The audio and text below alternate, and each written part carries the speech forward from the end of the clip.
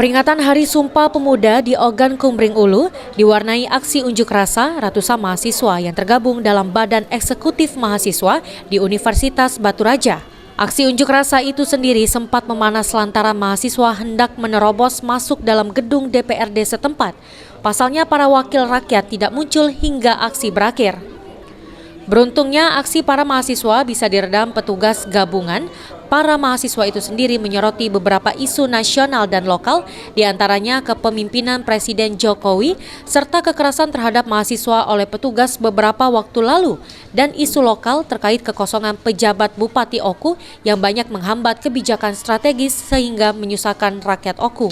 Pada hari ini dan seruan aksi pada hari ini banyak tuntutan, terutamanya adalah isu nasional, yaitu evaluasi total tentang 7 tahun Jokowi menjabat Presiden RI dan 2 tahun masa kabinet Jokowi Ma'ruf. Selain itu ada juga isu-isu lokal yang menurut hemat kami sangat bermasalah atau perlu diperbaiki. Maka dari itu kami hadir di sini untuk menyampaikan aspirasi kami. Apa isu lokal itu, Bro?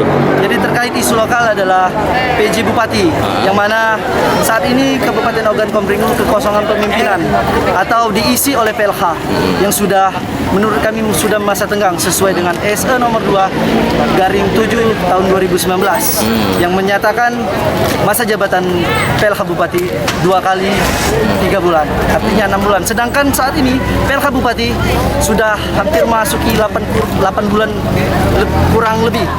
Aksi itu sendiri diwarnai penyampaian orasi dari perwakilan mahasiswa.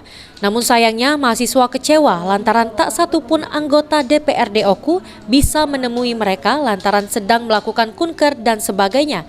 Selain itu aksi itu sendiri juga tak menerapkan protokol kesehatan.